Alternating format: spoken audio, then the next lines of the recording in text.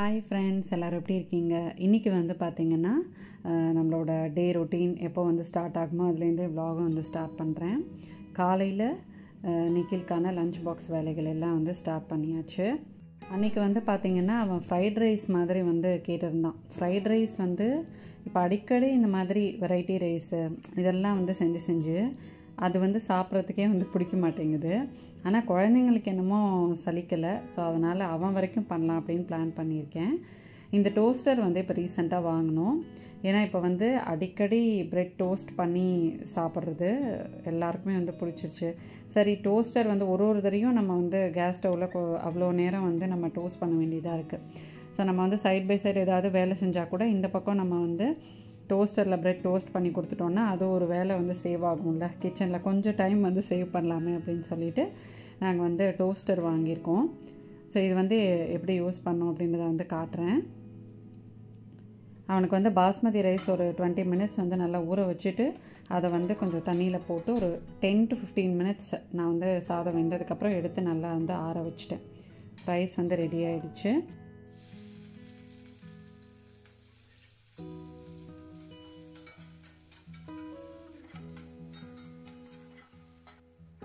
எண்ணெய் சூடானதுக்கப்புறமா வெங்காயம் போட்டு நல்லா வதங்கினதுக்கப்புறம் இஞ்சி பூண்டு விழுதும் நான் வந்து போட்டுட்டு பச்சை வாசனை போகிற வரைக்கும் நல்லா வந்து வதக்கிக்கிறேன்.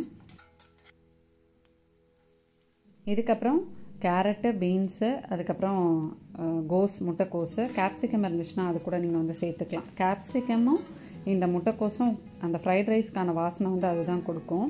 ஸோ அதனால் அதை மிஸ் பண்ணாமல் சேர்த்துக்கோங்க. கேப்சிகம் இல்லைன்னா கூட பரவாயில்ல, கோஸ் வந்து மிஸ் பண்ணாதீங்க. அன்றைக்கி வந்து கேப்சிகம் இல்லை, ஆனால் நான் வந்து கேரட்டு, பீன்ஸு, கோஸ் வந்து சேர்த்துக்கிட்டேன். இதுக்கு வந்து உருளைக்கிழங்கு சேர்க்க மாட்டாங்க. ஸோ இதெல்லாம் சேர்த்து அந்த காய்கறியெலாம் ரொம்ப வதங்கணும்னு இல்லை, லைட்டாக வந்து கொஞ்சம் உப்பு போட்டு வதக்கிட்டு இதிலேயே நம்ம வந்து ரைஸை போட்டு கொஞ்சம் பெப்பர் பவுடர் போட்டு இறக்கிடலாம். அது வந்து ஒரு மெத்தடு.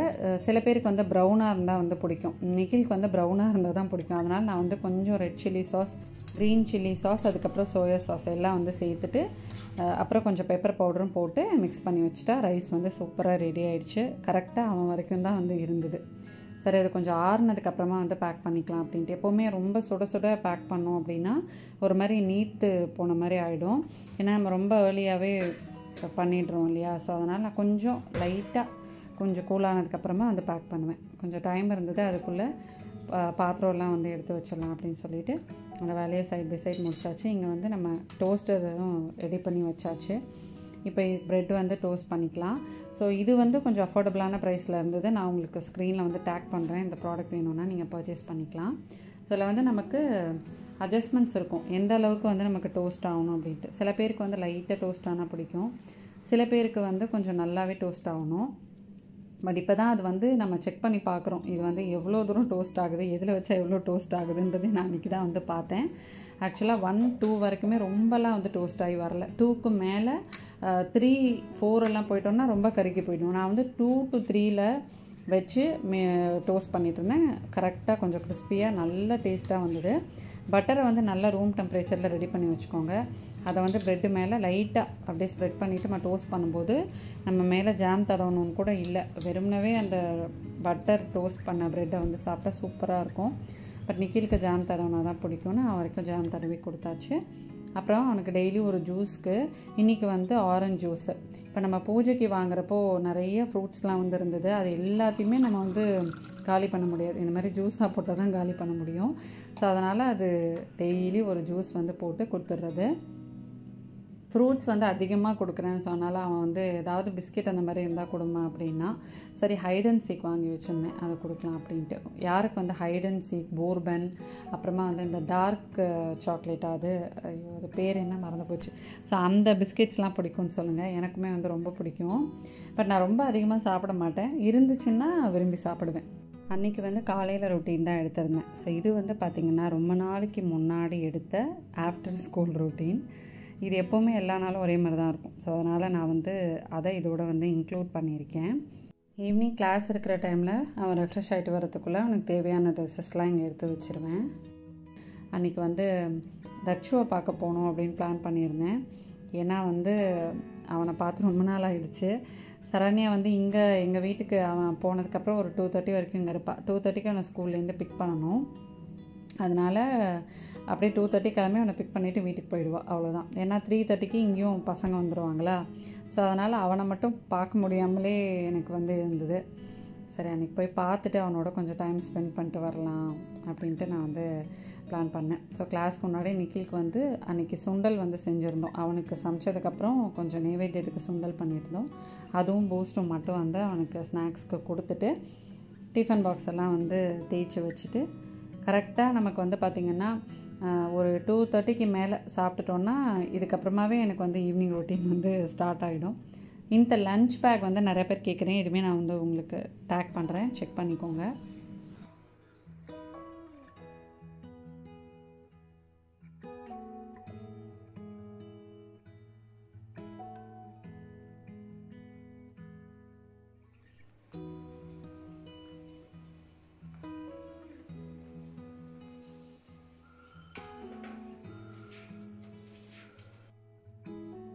அவனுக்காக வந்து கொஞ்சம் ஸ்நாக்ஸ்லாம் வந்து வாங்கிட்டு போயிருந்தேன்.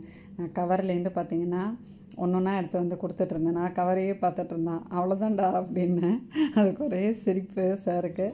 அவன் வந்து விளையாடிட்டு இருந்தான். எனக்கு வந்து ஒரு பெரிய ரிலாக்ஸேஷன் ஒரு மாதிரி டல்லாக இருக்குதுன்னு வச்சுக்கோங்களேன். நமக்கு ஒரு மாதிரி போரிங்காக இருக்கும், சில சமயம் ஒரு மாதிரி ரொம்ப டயரிங்காக இருக்கும் ஒரே ரொட்டீன் செஞ்சு. அதை நேராக வந்து தச்சுவை பார்க்க போயிடுவேன். அவனை பார்த்துட்டு நல்லா அவனை கொஞ்சிட்டு வந்துட்டா எனக்கு வந்து அந்த டே வந்து கொஞ்சம் ரிலாக்ஸ்டாக இருக்கிற மாதிரி வந்து இருக்கும்.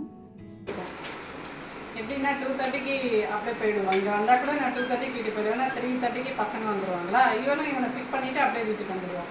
ஸோ அதனால் நாங்கள் வந்து இவனை பார்க்கவே முடியாது, தான் பார்க்க முடியும். நான் அவங்ககிட்ட வந்து எனக்கு ஒன்று கொஞ்சணும் டி லான்யாக்கு ஒன்று கொஞ்சணும் அப்படின்னா நல்லா வந்து கோஆப்ரேட் பண்ணுவான். பொறுமையாக நம்ம வந்து கொஞ்சம் வரைக்கும் பொறுமையாக வந்து அவன் இருப்பான். ஸோ ரஷ்லாம் பண்ண மாட்டான். நல்லா கொஞ்சிக்கோங்க அப்படின்ற மாதிரி நம்மளை வந்து விட்டுருவான். ஸோ ஆசை தீர அவனை நல்லா ஹக் பண்ணிவிட்டு கொஞ்சிட்டு முத்தம் கொடுத்துட்டு அந்த மாதிரி அவனோட நல்லா அவனை கொஞ்சனா எனக்கு வந்து ரொம்ப ரிலாக்ஸிங்காக இருக்கிற மாதிரி இருக்கும். நான் அவன்கிட்ட வந்து சொல்லிகிட்டே இருப்பேன், நீ குட்டியாகவே இருடி, நீ வளர்ந்துட்டா நாங்கள் யாரடி கொஞ்சுவோம், நீயாவது குட்டியாகவே இருடி கொஞ்ச நாளைக்கு அப்படியே சொல்லுவேன். நான் வந்து பார்த்திங்கன்னா ப்ரோட்டீன் தோசைக்கு வந்து ஊற வச்சுருந்தேன். அளவு நான் ஊற வைக்கும் போதே எடுக்கணும்னு நினச்சேன். பட் நான் வந்து மறந்துட்டேன். கொஞ்ச நாளாக வந்து ஷூட் பண்ணவே இல்லையா, அதனால் டக்குன்னு வந்து அதை ஷூட் பண்ணணுன்றதே வந்து ஞாபகம் இல்லை. ஸோ அதுக்கப்புறமா தான் ஞாபகமே வந்தது. நான் வந்து எந்த டம்ளரில் அளவு போட்டேன் அப்படின்றத நான் வந்து உங்களுக்கு காட்டுறேன். அதே அளவு நீங்கள் வந்து ட்ரை பண்ணி பாருங்கள். இப்போ நார்மலாக வந்து நம்ம வெந்தய தோசைக்கு வந்து எப்படி 1 டம்ளர் பச்சரிசி போட்டால் 1 டம்ளர் புழுங்கரிசி 1/2 டம்ளர் உளுந்து போடுவோமோ அதை வந்து தனியாக இதில் நான் ஊற வச்சுட்டேன். அதாவது இப்போது இந்த டம்ளர் எடுத்திருக்கேன். இதில் வந்து 1 டம்ளர் அளவுக்கு பச்சரிசி, 1 டம்ளர் புழுங்கரிசி, 1/2 டம்ளர் உளுந்து போட்டு இதில் வந்து நான் ஊற வச்சுட்டேன்.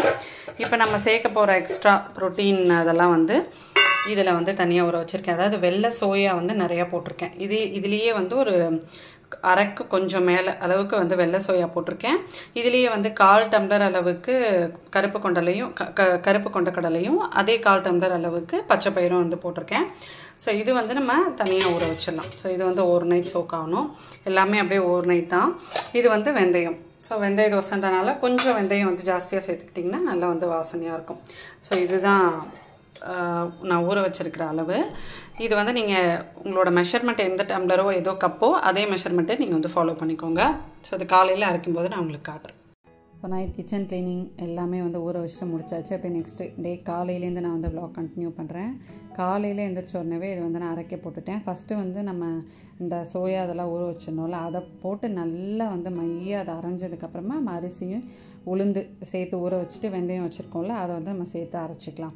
ஸோ இந்த மாதிரி மில்லட் தோசை இல்லை வந்து தனியாக நீங்கள் வந்து ஏதாவது இதெல்லாம் சேர்த்து நீங்கள் அரைக்கிறீங்கன்னா அதெல்லாம் வந்து நமக்கு அரிசி உளுந்தை விட எக்ஸ்ட்ரா கொஞ்சம் நேரம் வந்து ஊறணும். ஸோ அதனால் அதை வந்து நம்ம கொஞ்சம் நிறைய நேரம் வந்து ஊற வச்சுட்டு அரைக்கிறதுமே ஃபஸ்ட்டு அதை வந்து அரைச்சிடணும். நல்லா அது கொஞ்சம் மையாக அரைஞ்ச உடனே நம்ம வந்து அரிசி போட்டோன்னா கரெக்டாக வந்து இருக்கும் பேட்டரு. பட் இந்த மாதிரி மில்லட்ஸ்லாம் போட்டு அரைக்கிறப்போ சீக்கிரமாகவே உங்களுக்கு மாவு வந்து புளிச்சிடும். அதனால் கொஞ்சம் கம்மி குவான்டிட்டியில் வந்து அரைச்சி வச்சுக்கோங்க. சீக்கிரமாகவே ஒரு நாள் 2 நாள் காலி பண்ணுற மாதிரி மாவு ரெடி பண்ணிக்கோங்க. இப்போ இந்த பக்கம் மாவும் ரெடி ஆகிட்டுருக்கு. அந்த பக்கம் நிக்கிலுக்கு வந்து லஞ்சும் வந்து ரெடி பண்ணிகிட்ருக்கேன். அன்றைக்கி பிரேக்ஃபாஸ்ட்டுக்கு வந்து மாவெல்லாம் இல்லை. அன்றைக்கி தான் மாவு அரைச்சிட்ருக்கிறதுனால சரி பேன் கேக் மாதிரி வந்து பண்ணி கொடுத்துடலாம் அப்படின்ட்டு நான் எப்படி ரெடி பண்ணுவேன்றதை வந்து காட்டுறேன். ஆஃப்டர் ஸ்கூல் ரொட்டீன் வந்து ஒரு ரேண்டமான டேயில் எடுத்தது அப்படின்னு நான் வந்து உங்களுக்கு சொல்லியிருந்தேன். அந்த நாளுக்கு நெக்ஸ்ட் டே இந்த போர்ஷன் வந்து அப்படியே கண்டினியூஸாக எடுத்தது தான். ஸோ இதில் வந்து பார்த்திங்கன்னா ஒரு 2 வாழைப்பழம் போட்டுட்டு, ஒரு கப் அளவுக்கு கோதுமை மாவு போட்டுட்டு, ஒரு 3 டேபிள் ஸ்பூன் அளவுக்கு நாட்டு சர்க்கரை வந்து போட்டுட்டு, கொஞ்சம் பால் போட்டு, கொஞ்சம் ஏலக்காய் பொடி நல்லா வந்து வாசனையாக இருக்கும். அதாவது நம்ம அப்பம் பண்ணுவோம்ல அந்த பேட்டர் மாதிரி தான், பட் கொஞ்சம் பால் இதில் வந்து சேர்த்துட்டு கொஞ்சம் திக்காகவே வந்து நம்ம ரெடி பண்ணிக்கோங்க. பேட்டர் வந்து ரொம்ப தண்ணியாக இருக்கக்கூடாது. அப்போ வந்து உங்களுக்கு அந்த கன்சிஸ்டன்சி வந்து பேன் கேக் கன்சிஸ்டன்சியே வந்து வராது. ஸோ இது மாதிரி வந்து ரெடி பண்ணிவிட்டு மிக்ஸ் பண்ணிக்கோங்க. ஸோ இது நான் அவன் வரைக்கும் கொஞ்சமாக ஒரு 2-3 வர மாதிரி தான் ரெடி பண்ணிக்கிட்டேன். மீதி பேட்டர் இருந்துச்சுன்னா நான் ஈவினிங் கூட அவனுக்கு வந்து பண்ணி கொடுத்துருவேன். ஸோ அதை ரெடி பண்ணி வச்சாச்சு. அதுக்குள்ளே நமக்கு மாவும் வந்து ரெடி ஆகிடுச்சு. ஸோ ஒரு சப்ஸ்கிரைபர் வந்து கேட்டிருந்தீங்க, இவ்வளோ வேலை வந்து எப்படி செய்கிறீங்க, நீங்கள் வந்து அதுவும் பண்ணுறீங்க இதுவும் பண்ணுறீங்க அப்படின்ட்டு. அதுக்கு வந்து ஹோம் மேக்கர் தானே, பண்ணுறதுக்கு என்ன அப்படின்னு வந்து ஒருத்தவங்க கேட்டிருந்தாங்க. எங்களுக்கு வந்து சேலஞ்சிங்காக இருக்கிற விஷயமே இந்த ஷூட் பண்ணிவிட்டு எல்லா வேலையும் செய்கிறது தான். ஸோ நார்மலாக ஒரு சின்ன ஒரு ப்ரிப்பரேஷனாக வந்து இருக்கும். அது வந்து ஒரு 5-10 மினிட்ஸில் வந்து முடிஞ்சிடும். பட் அதை நம்ம வந்து ஷூட் பண்ணிவிட்டு பண்ணுறப்போ அப்படியே டபுள் த டைம் வந்து ஆகும். நடுவில் சில இதெல்லாம் வந்து டென்ஷன் ஆகும். அது கொஞ்சம் நீட்டாகவும் நம்ம ப்ரெசென்ட் பண்ணணும். கச்சாமிச்சா நம்ம வந்து பண்ணவும் முடியாது. அந்த வேலையை வேறு நம்ம சைட் பை சைட் பண்ணிகிட்டே இருக்கணும். ஸோ அதனால் அது வந்து கொஞ்சம் சேலஞ்சிங்காக தான் இருக்கும் நமக்கு ஷூட் பண்ணிவிட்டு ஒரு வேலையை வந்து பண்ணுறது. பட் ஒரு ப்ரொஃபஷனாக நம்ம ஒன்று எடுக்கிறோம் அப்படின்னா கண்டிப்பாக அதுக்கு வந்து நம்ம டெடிக்கேட்டடாக இருக்கணும். இந்த வேலைன்னு இல்லை, எல்லா வேலையுமே கஷ்டம்தான். ஸோ நான் பார்க்குறேன் நிறைய பேர் பிஸ்னஸ் பண்ணுறாங்க. வீட்டையும் மேனேஜ் பண்ணிட்டு, குழந்தையும் மேனேஜ் பண்ணிட்டு, பிஸ்னஸை மேனேஜ் பண்ணுறாங்க. அதுவுமே வந்து நிறையா இப்போ இருக்கிற சோஷியல் மீடியா அதில் கல்ச்சர்லலாம் வந்து பார்த்திங்கன்னா ஒரு சின்ன பிஸ்னஸை கூட 1008 ப்ரமோஷன் வேலை வந்து நம்ம செய்ய வேண்டியதாக இருக்குது. சில பேருக்கு நிறைய விஷயங்கள் பண்ணுறது ரொம்ப ஈஸியாக இருக்கும். சில பேருக்கு ஒரு சின்ன விஷயம் நம்ம வந்து அச்சீவ் பண்ணுறதே ரொம்ப சேலஞ்சிங்காக இருக்கும். ஸோ அவங்கவுங்களோட லைஃப் ஸ்டைலுக்கு ஏற்ற மாதிரி, அவங்களோட ரொட்டீனுக்கு ஏற்ற மாதிரி ஒன்று அமைச்சிக்கிறது ரொம்ப கஷ்டமான விஷயம்தான். இந்த வீடியோவில் வந்து பார்த்திங்கன்னா நிறைய ரெசிபீஸ், இன்ட்ரெஸ்டிங்கான விஷயங்கள்லாம் வந்து ஷேர் பண்ணியிருக்கேன். இந்த வீடியோ உங்களுக்கு பிடிச்சிருந்துச்சுன்னா லைக் பண்ணி சப்ஸ்கிரைப் பண்ணுங்கள். நெக்ஸ்ட் ஒரு வீடியோவில் பார்க்கலாம். பாய்.